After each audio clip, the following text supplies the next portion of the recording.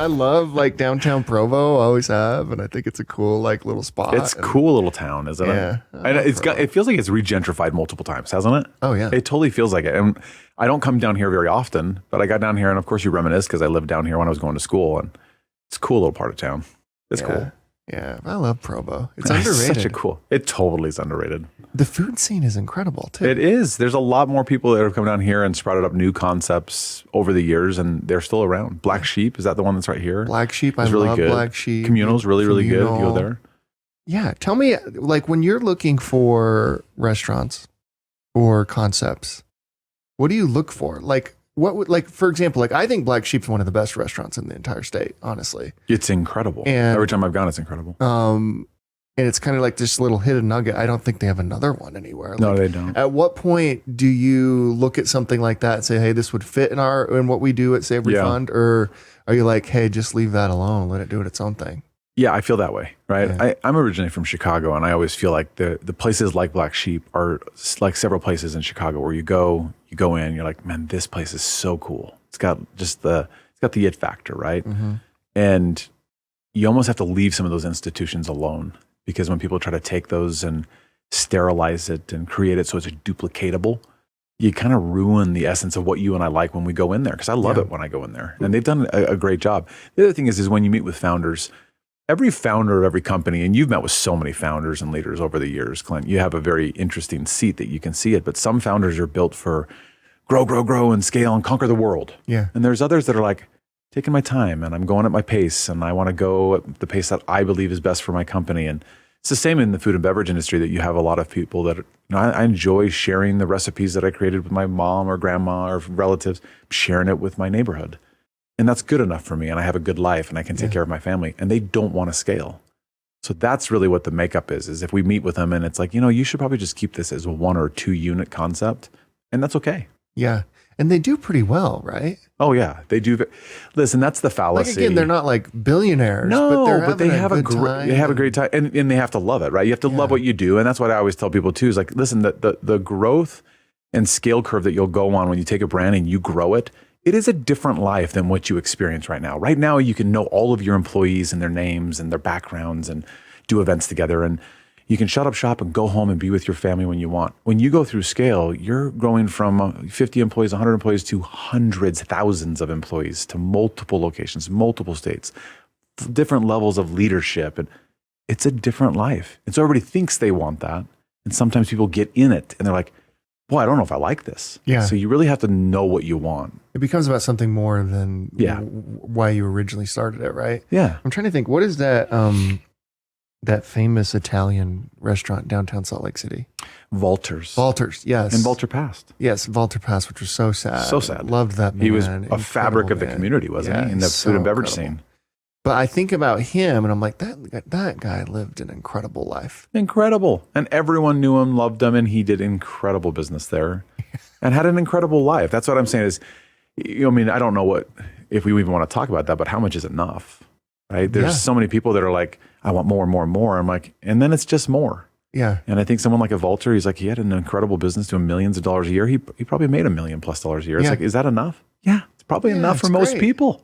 You know what I love too? He's like in there every day. He knew your name. Oh my gosh, it was He'd amazing. come and talk to you forever, ask about, like his memory was incredible. It was incredible. It's irreplaceable. Yeah. I remember walking there all the time. He's like, how are this, and how's that restaurant? And how are you doing here? I'm like, how do you remember me? You have 1 million people coming in here a year. It's crazy. I had a buddy who knew him even better than I did, way better than I did. And he would call and make a reservation.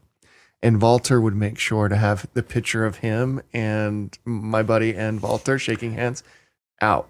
Like when you walk in, like there's all these crazy. Like he'll put picture. He used to put pictures up based on who was coming in. This is crazy. Yeah, Isn't that incredible. cool? Yeah, it's incredible. Yeah. Oh, it was just incredible. that level of details. In fact, when we did our transaction with Swig, we did our celebration in that back room there with Valter, and Valter came in and he's like, let me make you something that's going to be amazing and special for you. And then he went out there and he just kept on bringing things in. And we're like, this is amazing. It was just so fun.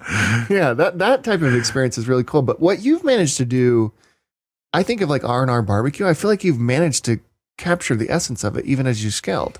Yeah, we have. It's a 14-unit brand right now. That one's been slow and steady. That's what you do with barbecue anyways. You kind of go slow and steady with it, right?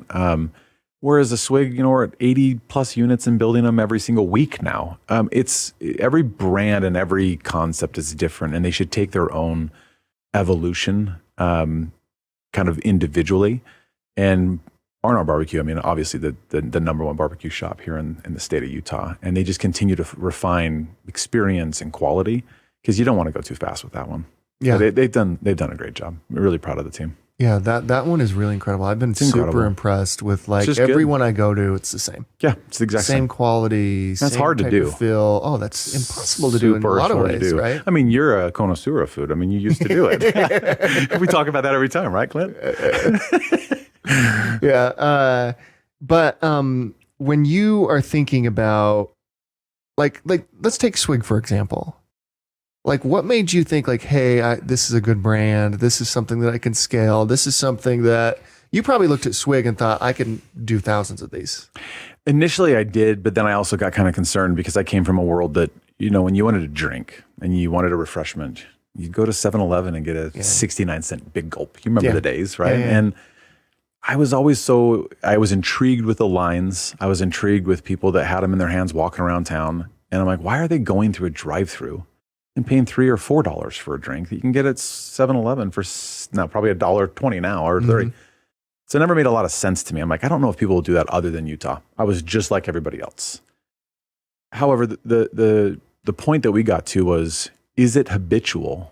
And humans are such a habitual crowd of people that you're going to do something every single day or every single week, whether you think you're going to or not. You're habitual. Yeah.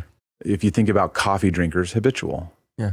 Soda drinkers, iced tea, lemonade drinkers, they're habitual too. When you find your drink, you got to have your drink. It's your drink. So I remember acquiring that brand because I saw the vision of it with the founder, Nicole Tanner, which she's a delightful human. But I also hoped that people would have that habitual feel nationwide, just like everybody else. So it was a little bit of a flyer for me. Remember, my son was working there, and it was like 2 years after we bought it and partnered with Nicole. She was still the large shareholder of the brand. And he came back from work one day, and I'm like, how many people order what's on the menu? So when you go through Clinton, you're like, I'm going to order this drink or that drink. And he goes, a lot of people, but they usually switch it up or they just order their own drink. And I'm like, well, what do you mean? He goes, they order their drink. Yeah. And I was like, wait a second. And it was crazy because I'd owned the brand for 2 years. Yeah. And I thought, it's because it's customizable. And all of us like to do our own custom whatever, right? You like to go to a restaurant and say, give me the guacamole and the sour cream. And some people mix that up and then put it back on their food. People just like to customize what they put in their mouth and what they drink especially. And it was no different than Starbucks when you and I stand in a Starbucks and you're grabbing something and you have the people in front of you, they're all ordering it different ways and it's their way. It's actually really annoying. It's super annoying because you can hear them. But in a Swig, you can't hear the other person because they're in cars. But that's the correlation is I said, Swig can be in that category and there can be thousands like Starbucks across the country and in the world because it's a customizable beverage concept. And Starbucks is never going to be in the realm that Swig is anytime soon, and neither is Dutch Bros. So I think that Swig is the clear winner of that, and it is mesmerizing how fast they're growing right now.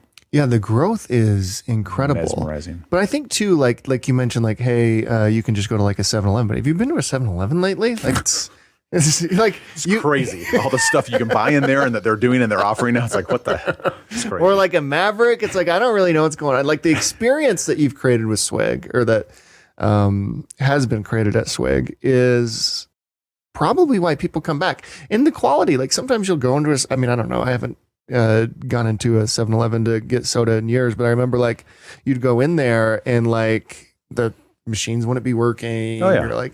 There's not a lot of attention or care. But the quality of it every time I imagine people, it's like the R&R barbecue thing. It's like every time I go there, the drink tastes the same. Yeah. It's the exact same.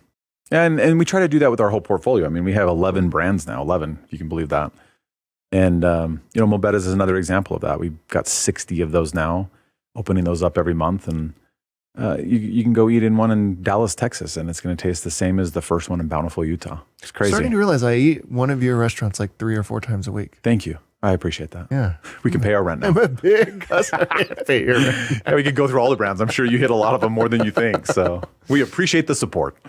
So when you were doing For Foods Group, Yeah. and which is like your own like little shop where you were acquiring these brands, and was Kneaders the first one? Yeah, Kneaders was the first one, but it was a franchise. So we franchised that first unit. I was still a tech CEO at the time, and Shauna came to me and said, "Hey, I'd like to do something more than just be a mom. It's my favorite job, but I'd like to do something more." I'm like, "Great, what would you like to do?" And she said, "I'd like to open a restaurant." I'm just like, "That's the stupidest idea I've ever heard." They all fail. None of them make money. You can't. And I had all the same fallacies in my head. So, I supported her. And I said, "Well, what would you like to open?" She goes, "I really would like to do a Kneaders Bakery and Cafe. I love that restaurant." I'm like, "I love it too. Who doesn't love Kneaders? It's a great restaurant." So we approached the founders and franchised the rights to that. And we opened up the first one. And I remember we opened the first one, Clint, in October of 2008. So the worst time in the world. The whole world was crashing. It was a recession. It was the financial crash. My life was on fire. I had my private equity firm that had backed my tech company. We were just trying to figure out how to weather the storm. And I'm like, we're going to fail. This is going to be a failing empire that Shauna is starting. And to my surprise, it was absolutely slammed. And the thing that was surprising to me as this tech god that I thought I was, is that I was, I appreciate that. Well, I did it 3 times, built and sold 3 tech companies, but I remember thinking, I'm so correlated to what goes on in the markets, from the stock market to the financial markets, just to the market. And food and beverage was not. You and I still wake up today, and no matter if there's missiles flying somewhere in the world, you and I are going to eat, and we're going to go get our swig drink or whatever you're going to drink. So I guess it kind of crushed my fallacies. I'm like, I got to look into this a little bit more. We ended up selling my business in 2009. And I remember talking to Shauna and said, "I think I want to join you." And she goes, "Sure, come on in. You can start at the dish pit." So she threw me in the dish pit, and I'm sure I was the only multimillionaire dishwasher that day in Utah. But I started at dishes and I worked my way up because she let me. But I just learned the business, and I fell in love with the hospitality angle of it, and the fact that the world was in a really deep recession for 2008, 2009. Yeah, it was terrible. And we set some moonshots of, let's do a couple of these so we can employ more people. It was really driven for, let's create jobs. And 16 years later, I mean, we've done 450 restaurants and several $1 billion in sales and hundreds of millions of dollars of profit. It's because they're profitable. If you do it the right way, it's extremely successful. And I've made 10 times the amount that I did in tech. Yeah. Now, tech is still a passion of mine. I still invest into it. I still sit on some boards of tech companies, and I still think that and food and beverage is extremely tech enabled now. I mean, if you imagine how much tech enablement there is there. And so it's fun to have that background and also see it play out in the food and beverage industry. But boy, the fallacies that people have, they're true in venture, in anything venture. So think venture, CPG, clothing companies, tech, food and beverage, all the same, right? There's like this Darwinian shakeout with all of these different verticals during venture stage, the first 1, 2, 3 years. Yeah. But once you get past that kind of acceptance or the adoption, or in tech, like the beta, and then people actually start paying for it and they're past freemium, you then have a company that's legit. And that's where Savory gets involved, where it's already gone through the Darwinian shakeout. And Clint and his friends and his extended friends and family are coming now more often than they used to. Well, now we can diligence all of that data and say, the patrons have voted with their wallets, and we know they want that. It's not for me to say. If patrons are telling me that people want it, who am I to say that they are not going to like it? Yeah. So we of course contact the founders and work with the founders to do a transaction to help them scale beyond that. Because the skill gap, just if you think about it, the skill gap to start something or the barriers to entry are very, very low. You and I could say, let's do a hot dog joint and go compete with J-Dogs, right? Absolutely. I'm sure Jason would hate you and I, but right, I love Jason. But we could do it. Yeah. And he knows that. Yeah. But to become a J-Dogs where you have that brand awareness and you have multiple units and you have that momentum, it's very hard and it takes time. It gets way hard. It gets hard and it takes time. So you and I doing that, that's very risky. And that's where sometimes people put money in and that's where they lose their money. But if you get to the point where you're a J-Dogs and you were to invest into a J-Dogs, meaning partner with Jason and grow his brand, a lot less risk, not no risk, way less risk because it's proven. Yeah. Market acceptance. So that's really the industry that if people really want to know how it's broken down, still Darwinian shakeout, very risky, just like any other industry, very low risk once it's been proven. That's where we enter. And then scaling it's a whole new ball of wax. I mean, it's a very different skill. And Savory has an 85-person team that when we invest into a brand, we put that whole team behind that brand and say, let's get you ready for scale. Yeah, you're like the Andreessen Horowitz of the food and beverage industry. I wish I had the balance sheet of Andreessen, but at the same time, yeah, it's the same might not, theory. actually. Like they have a lot of money under management, but I don't know. We'll see like how it shakes out. Yeah, we will see how this shakes out. But no, we tell people all the time that we're operating GPs. And I think that there's a lot of general partners or investors out there that say, well, we are too. We're operating GPs. And as a founder, because I'm a founder of companies over the years, I'm like, well, what are you doing for that? Because I remember taking money from private equity and they would say, well, we're going to do all these things for you. And then you close your deal and it's crickets. Like you don't hear from them again other than board meetings. Yeah. And I was bothered by that. Like, we need help. We don't know what we're doing. And we took your money because we thought you did to help us with the next chasm we have to cross. And that's why we created Savory. Savory is to create that bridge across that chasm of that skill gap and kind of feeling lost. Like I know I have something great, but I don't really know what it could be and how to get there. Well, we do. Is it structured similar to a venture fund? A little bit. It's more buyout growth. So we do take a majority position in brands for the sheer fact that our founders, they take a check off the table when we buy, and we want them to. Yeah. They've worked really hard. They should take chips off the table. It's a win when it's a win for them, and they should when be. you come in, yeah. And then they re-up for that next chapter with us. And so we're the only ones at risk now, right? Our investors, our LPs, because we have all the money in. So that's why we take financial control. But the thing that's really interesting and unique about the way we structure it, though, Clint, is if you sit down with founders, I'm a founder too, so I was always concerned about them changing things. When I say they, the investors or private equity, they're going to come in and change things, right? That's what your fear is always as a founder. Mm-hmm. And you don't want it to be changed for your team. So I'm like, well, let's solve that concern for founders. And so we created a founder board where the founder controls the board of the founder or the brand. And if we wanted to change the colors from a swig from pink to purple, well, Nicole Tanner gets the vote on that, right? Not us. We can't force that. Yeah. And that makes founders go, oh, okay, so you're not going to change me. I'm like, no, that's not why we would want to invest. We want to invest because what you're doing is working. So we create a founder board, brand board for every brand, and it crosses that chasm of concern of, are you going to change it? Now, as you earn respect with each other, it's more of just a unified decision then. When we do change something or refresh something or change a menu item or whatever, we're doing it collectively because there's trust. But going into a relationship where you don't know Savory or me or our team or Shauna and the team that she runs, it's a little nerve-wracking. Like you're saying you're going to not change things, but are you really going to? Because they can go online and say, what are the myths of private equity? And it's like, they're going to change everything and they're going to take over your life. And it's like, that's another fallacy. Well, what's interesting about what you do versus like a private equity firm or a, kind of like a later stage venture fund is I imagine the playbook is very similar each time. Similar. Right? Yeah. The playbook is not similar. exact. Yeah, no. It's not exact. The playbook is actually very similar. But the playbook is like, here's how we scale. Here's how you scale a restaurant. Here's how you put processes in place for restaurants, all that type of stuff. Yeah. The interesting thing in tech, it's like you can invest in like SpaceX or you can invest in like Qualtrics. Yeah. That's not the same playbook. Very different. Not even close to the same playbook. Yeah. And like, it's funny, like we talk about Andreessen Horowitz or even like local funds, they're invested in like kind of a lot of different things. And when they sit on those boards, I'm sure they're like, I actually don't know. No. Like, I don't know how to launch a rocket and I don't know anything about surveys. Yeah. Whereas like you are in a position where like, I know, I most of the challenges that come up, like other people have faced, I've faced all that type of stuff.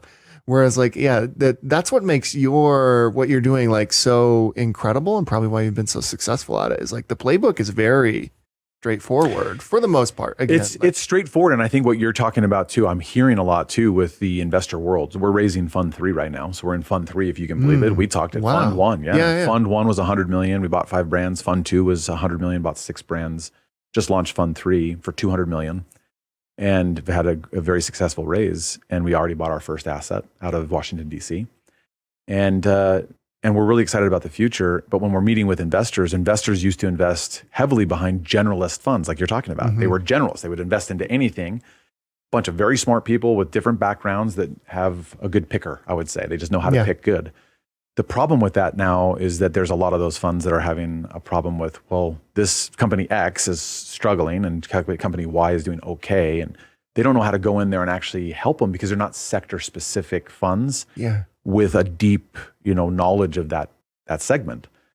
And so when we're talking to investors now, they're saying, we really want niche managers, people that really understand that domain and have domain expertise in what they're investing in. Yes. Because with all these funds that are having a hard time, they don't know how to fix them. They know to pick, but they don't know how to fix them now. And so it's an interesting world to be in right now. We're learning a lot. The world of private equity, I think, is shifting quite a bit right now.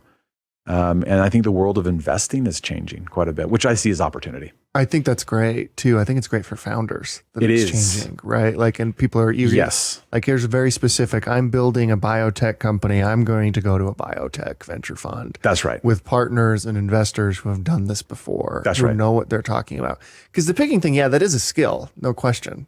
But that can be learned by any of us, the picking thing. For sure. And the thing is, you're only as good a picker as they actually exit at a higher value than you bought. So then you're an amazing picker, right? Yeah. I would say that you're right. I didn't think of it that way, but on the flip side, it is better for founders because if you have someone that has domain expertise, they are going to know how to help you. There's people that will come to us and say, hey, we have this water company, right? Mm-hmm. Would you like to invest into it? I'm like, that's incredible. But Savory wouldn't invest into that. Because this is different than doing a brick and mortar. Yeah. Building a team around it is probably a little similar, but not necessarily. But the vernacular, getting shelf space, doing contracts with distribution, a lot is very different than what we do when we're serving you when you walk in the restaurant. So I always say you should go talk to TSG or you should talk to Summit or these different, because they know CPG products. Mm-hmm. I always will tell people that. Now, do I want to be involved in it? Well, sure. Yeah. But I'm not a generalist fund, and I know it's not best for the founder. So I like that you said that, Clint. Very in depth. Yeah, I'm not sure that generalist funds will exist like they do now. Like not 10, 20 years from now. Yeah, no. 10, 20 years from now. Because that's the thing about funds. Like it takes 10 a while to 20 years to even see if it's going to work. Yep. But I will tell you right now, LPs are limited partners or investors in funds. I'm an LP in funds. We look for specifically changes in the dynamic of private equity for sector-specific expertise, domain expertise, niche managers, and operators, people that know how to operate the businesses they're involved in. Because when things hit the wall, you have to be able to say, Clint, you know X, Y, and Z. You need to get in there in that brand and fix it. And you're like, I'll go do it. And that's such a huge difference from like, it does seem like VCs, like when everybody was starting a fund like 5 years ago, like literally Everybody I knew was starting one. I got approached to start a fund. I was like, what? I don't know anything. I literally got approached to start a fund. Let's do it. It sounds fun. Oh, okay. What do you do? They're like, you don't do anything. You just got to like put on some events and network. I'm like, what? That doesn't, I do that now. I don't know what and I'm not good at it. So why are we investing? And now it does seem like you got to be more of a generalist. I mean, you can't be as much of a generalist because it's not about who do you know? Like it used to be like, hey, if you have a problem in your company, I know someone in my network. That's right. That has done that before. That's right. And let's call them and help them. That's the generalist VC pitch. And like, that's not a bad pitch, actually. No. It's like if you're like, have a SaaS firm and Ryan Smith's on the board or an LP or something. And like, you're like, well, I know Ryan and Ryan will help you. That's not a bad pitch, but at some point, how many calls can Brian take? And how many boards can these VCs sit on? And like, at some point it gets pretty unrealistic. Spread thin. Spread thin. And it doesn't work the way that your thesis is, right? Yeah. And listen, I took money from a very large private equity firm out of San Francisco, my last tech company, and they said, our Rolodex. And I was like, oh my gosh, their Rolodex. I can get to people like Ryan Smith. And Ryan Smith is amazing, and he knows very well how to build a business. But how often is he going to take my call if I'm this young entrepreneur that's got a couple $1 million business? That not very often. He's busy. He's got other things. He's conquering worlds, right? So, so at the end of the day, you have to be a realist when you're taking money on from a private equity player. All money is not green. It's just not. Yeah, and like somebody like Ryan, like I'm really good friends with him. It's hard for me to get a hold of him. Like I can't even, like he's invested in a fund, like, and trying to get a hold of him. I don't know that happens. By the way, separate topic. What do you think about what Ryan's doing? It's pretty incredible. It's incredible. I mean, I remember we were at a Silicon Slopes event, backstage at the Salt Palace, and talking when he closed his deal, right? And we had, who was the CEO of SAP was there? McDermott? Yep, Bill McDermott. And McDermott was there.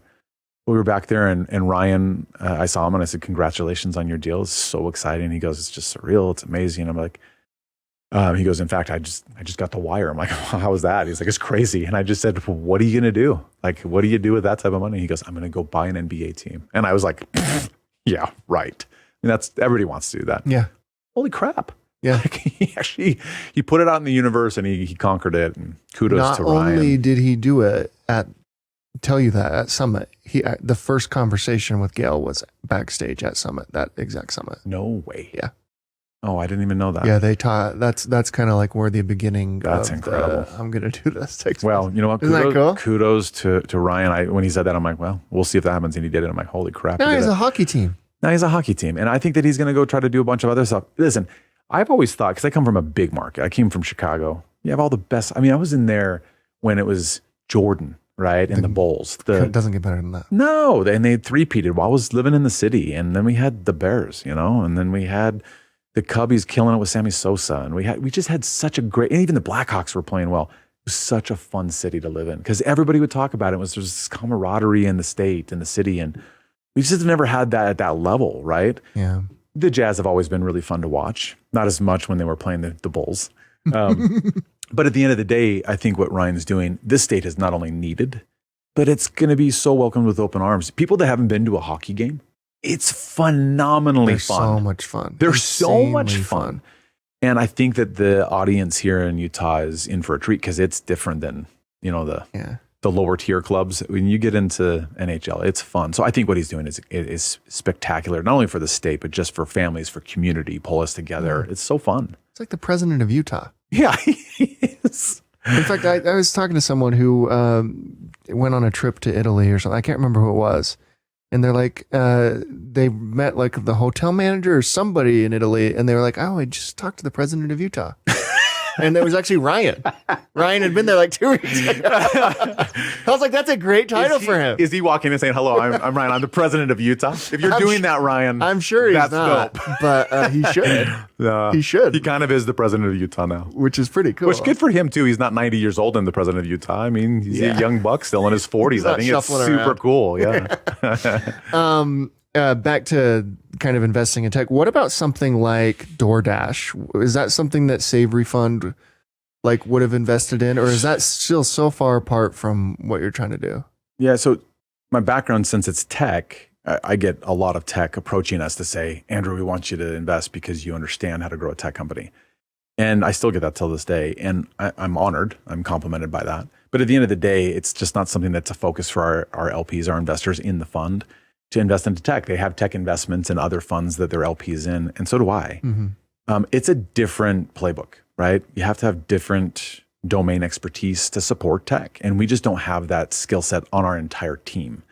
Do we have people that came from tech that are now in food and beverage the last 15 years with me? Yes. Do we think that we can support it the way that I think that those brands and those new tech companies deserve? No, we can't. So we wouldn't invest, but we do help them when we think that there's a winner with getting funding or putting them in touch with the right firms. And then with the whole DoorDash and Uber Eats and everything else, that whole world, I think it's going to change. I mean, I don't think it's a long-term thing that you and I are going to be getting on and paying $40 for a Chick-fil-A sandwich and fries to be delivered to your office. It's not sustainable. You and I are not going to continue to do it. And what we're seeing is people are still using it, but less and less and less. It's titrating off. And people like us are now ordering, and then we're going and picking it up to save that $12 or $15 in the food, because that dollar matters, right, to my family. So we're starting to see more digital online with the native technology we put in place for you to go get your R&R and save the money. Because you have to understand, and everybody listening too, we don't make money on that. We pay them too. So you're paying them and we're paying them. What a great business model. I mean, those tech guys were smart as hell, right? I'm going to get everybody and I don't have to make anything. Yeah. It's an incredible business model. It's not sustainable because nobody wins but them. That's what I was going to ask you, is how do you think that shakes out? Because I've heard the same thing from restaurant owners. It's like, we have to do DoorDash. You have to do it. Everybody does DoorDash, but I hate it. Two things happen. They get so much pressure on people doing other things to shake up their segment, their industry, to where they have to drop their prices to where it's more amenable. You and I pay $2 or $3 for the fee. Okay, it's probably worth my time to stay here and work, not have to get in my car and pay the $2 in gas and everything else. So it's got to get down to a price that we all can pay. And then what they charge restaurants has got to come down. I mean, I don't know if you know this, but if a restaurant is making profit 18% to 25%, some of our restaurants do 30%, which is amazing. They charge 20 to 30%. Us. So there's no profit. So then what do? Well, then I increase my price 10%, so I make something. So now you're paying more for the product and the delivery fee just so I can make a profit. Again, the only person winning is them. So it's going to break, and it's starting to break, where people are like, I just can't do it anymore, so I'm just going to shut it off and make profit on what I do sell. So I think that it shakes up. And listen, technology, the interesting thing about technology is there's always an evolution, right? What we think is going to be today forever, it changes, right? I thought that Facebook was only going to be the only thing forever, and now there's things that kids are using. I don't even know how to use. I don't know how to use Snapchat. Do you? I don't know. I don't even understand Snapchat. Dude. I don't get it. And then people are saying, well, Reels. And I'm like, I don't even know what the hell you're talking about. I know what Instagram is. What is a Reel? Like, I don't know. It just keeps changing and evolving. And that's the one thing about this industry too. Food is always the same. You and I are going to sit down and put it in our mouth. Yeah. But the ecosystem of products and services around that and the digital evolution in food and beverage, that's changing all the time too. How we get it, how we access it, how we see it, how we make a connection to it, and then how we finally go and then eat it, that's always changing, ever changing. Do you think the change comes from like these apps, like the Uber Eats, DoorDash, like these companies, or is it a new competitor emerges, which is what usually happens? Yeah, I think a new competitor emerges. And listen, I'm not smart enough for that. I do think that there's technologies out there that are toying with, disrupting that, but there's for sure a disruption coming to this industry, especially on the tech side. And listen, there was, before COVID, which I hate saying that word because all of us hated that time, but let's just say the pandemic. Mm-hmm. Before the pandemic, the industry was still, I think, 5 years behind where it should have been tech enabled, right? Mm-hmm. The only thing that came out of the pandemic was that we were forced in a matter of, a week to tech enable brands in a way that we'd never done before. So when you think about the DoorDashes and the Uber Eats and the Postmates and Grubhub and others, and even just the digital native uses that you have for a brand app and ordering and picking up and stuff, it didn't actually exist very much in 2020 or 2019 before that. People think, it's been in our lives for the last decade. No, it hasn't. Because I remember getting catering orders on fax machines, dude, in 2010. And I'm like, fax machines? So that's exactly what I did at my deli. It was always that's what fax. you did, right? It was fax. And I was blown away then because I was like, look at this. This is my order. I don't even know how to use this thing, but orders come in. It's crazy. You had the shelf with this machine on it. It was plugged into the. So yeah, it's come a long way, and I think this disruption is going to continue to come. But there was this slide that was at this conference that I was at. It's like all the tech companies that are in the industry right now vying for your dollar. And it was this slide, and there was like 1 million little logos of just all of them that have come into this industry now from all different aspects of this business. Because surprisingly, and people don't know this, but the medical market is the largest in the U.S. 1.3 or 1.4 trillion dollar TAM, right? Total market size. And the food and beverage industry is 1.1 trillion. 1.1 trillion. So you talk about tech companies and we're like, well, what's the TAM of what you're going after? Well, it's a 3 billion or 9 billion or 17 billion. We're 1.1 trillion. So it's not a market you can ignore. Yeah. And most people think it's like, well, it's like this little thing over here. And it's the biggest market next to medical on the planet. That's actually so crazy. It's crazy. That's kind of wild to think about.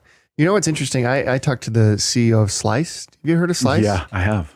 Which is like, it's basically like DoorDash for local pizza shops. Yeah, I think it's cool. I like that model. I think something like that where it's very specific, like, hey, if I want pizza, I'm going to go to Slice. Yeah. By the way, it seems like they've done a good job because there's not a lot of pizza shops on DoorDash. No, there's not. But Slice, you can find stuff on there. Like I imagine it kind of segmenting out even further. And if they don't, we should create it, you and me. Yeah. Do one's called patties and have it be burgers, right? Yeah, exactly. It's a good idea, though. Exactly. Well, what do you think about AI and how that changed? Well, that's going to affect every industry, but I actually struggle to kind of think of how it affects food industry. Yeah, the food industry is already dabbling with it, have been for a long time too. So people think, well, AI is kind of all the talk of the town right now with all tech companies. The last 2-3 years, we get approached by brands all the time saying, well, we have AI. okay, well, how much AI are you using? Let's talk about that. So you're taking all of the inbound calls by AI. Yep, we're doing it. Well, about 70% of it is tripped over to a human because the AI is not perfect yet. And so the questions being asked or the language they're asking it in. So we have to flip it to our call center in India or whatever. And so I think that with AI, I think people are still playing with it and it's getting better. But I just think it's still far from being truly AI enabled across the board.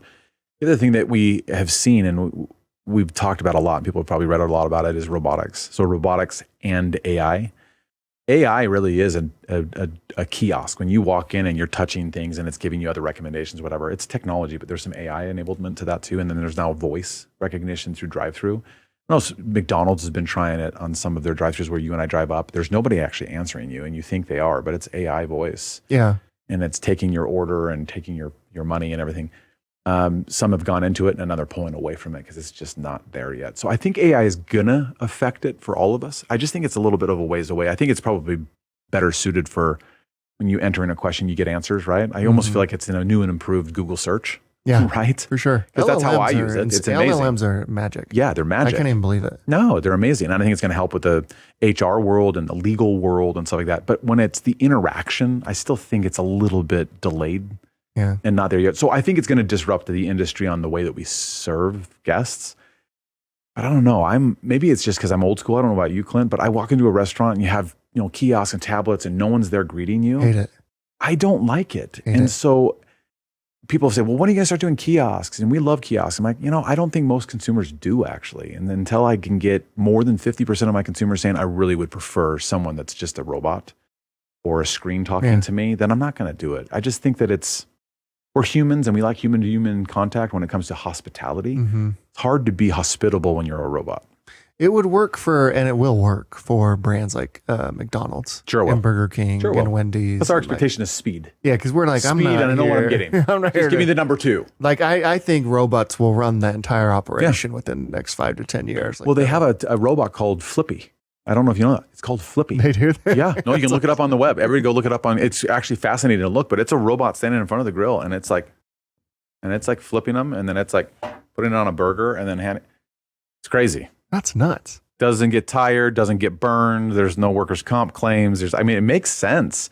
The problem is it's like $200,000 to put one of those in a restaurant. Yeah. So you're like, okay, Clint and Andrew can't do that at our hot dog stand that we're going to start. We can't pay for Flippy, right? I love that we're starting a hot dog stand. Yeah, no, we are. Jason, you watch out, man. Bring it, Jason. Yeah, bring it on, man. Let's go, man. J-Dogs is so good. Yeah, I was just gonna say, you can't get much better than a J-Dog. You're so good. And I'm actually a hot dog snob. I grew up in Chicago, and Jason's got the greatest hot dog. I love J-Dogs. I think it's so good. It's funny. Did you see Mitt Romney say hot dogs were his favorite food, and it was J-Dogs? I can actually see that too. It's so simple too, right? He just loves. It's like, what's your favorite food? Hot dog. He didn't say hot dogs. He said hot dog. Just one hot dog. That's the funniest thing ever. I love Mitt. For you though, and kind of like ending where we started, how much is too much, man? You could stop everything right now. Yeah, you're good. We've thought about it. With Fund 3, we're going to do the $200 million. We'll probably buy 8 or 9 more brands, which is crazy, over the next 4 years. It's sad because we have to. Our job is to build them and also to exit them for our investors. We have such an affinity for growth and building relationships with our founders and the teams when we're working with them so closely that it's hard to go through that process. We're next up on docket is Mobetta's. Unfortunately, it's under contract to sell, and it's a sad moment for us. But some of the more legacy brands, the ones that have been with us for a while that are ready, those will kind of drop off. I still sit on the board of Swig with LHM, and they're the greatest partners. Honestly, it could not have been better, and they're doing a great job. But I sit on the board, and we still have equity for our investors. So not as much work and support on that brand as we used to. And so we dedicate that time and energy we put towards Swig toward the new brands that we buy. So it's kind of this rotating wheel for us. I think for me, Fund 3 is probably that's where I end, man. That'll be it. I think that I'll work real hard for the next 7 to 10 years for my LPs. But Fund 4, Fund 5 plus, my team will take it. And I have got an incredible team to succeed us, Sean and I, and we're excited for them. But yeah, I've been an entrepreneur since 1998. Yeah. And I've never taken a break, not 1 minute. Yeah. At some point. At some point in time, I feel like not only the new generation has to take it, but also I would love to help other entrepreneurs figure out how to navigate the sea, because the sea is pretty tumultuous, and man, it's different than what you plan for all the time. I always tell every entrepreneur it's going to cost you maybe 3 or 4 times as much and take you 4 times as long. So buckle up, because everything takes way longer than you think. Way longer. So and people are much longer. impatient. That's the problem, is those don't play well together. Yeah. I want to go faster, but it takes longer. So impatience doesn't really mix with that very well. And if you don't learn to gain patience, and as an investor, learn that it does take longer for businesses to actually get a footing and to grow, everyone's going to be frustrated with each other, right? It does take time. And it takes time to build a good brand, right? Yeah. Like if you said Ryan, I mean, that was an incredible success, but I remember watching that when it was nothing. Yeah. It was literally nothing. And it was the same with all of the godfathers of this business. Todd Peterson with Apex, going to Vivint, and how many times and how many tumultuous waters he had to go through to get to where he sold it for a huge success. Anybody that says, I'm going to build this and sell it in 3 years, I'm like, good luck with that mentality. It just doesn't work. Yeah. So same thing in food and beverage. To build a great brand, it takes years. One of the advantages you have is you work with your wife, Shauna, who's the greatest person in the world. She's incredible. And so you probably already would have bounced if you weren't doing that.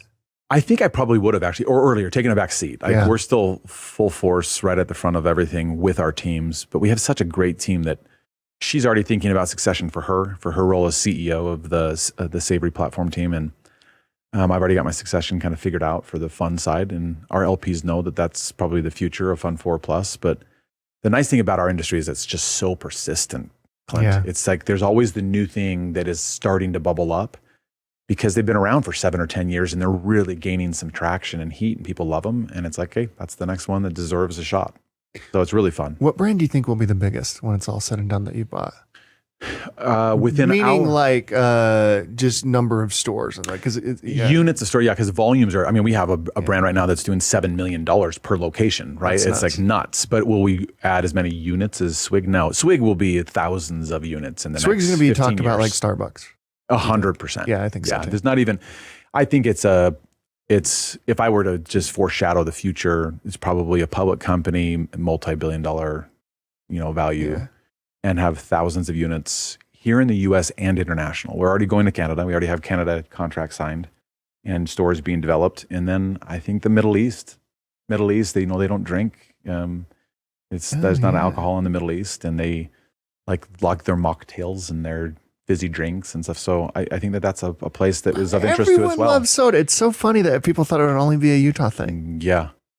I mean, listen, Coke and Pepsi and Dr. Pepper, they're multi-$100 billion businesses. When people say, I don't know about soda, Mike, everybody in the world drinks it. Yeah. It's been around for a long time. Yeah, it's like, I imagine Howard, founder of Starbucks, was like, people were like, you can make coffee at home. What are you talking about? Oh, for sure. And why would they pay that much for your coffee? Or you can coffee? go to the gas station. Yeah. The thing that has blown my mind is, the power of just brand, right? Yeah. And which I actually have always liked, the Silk and Slopes brand. So good job.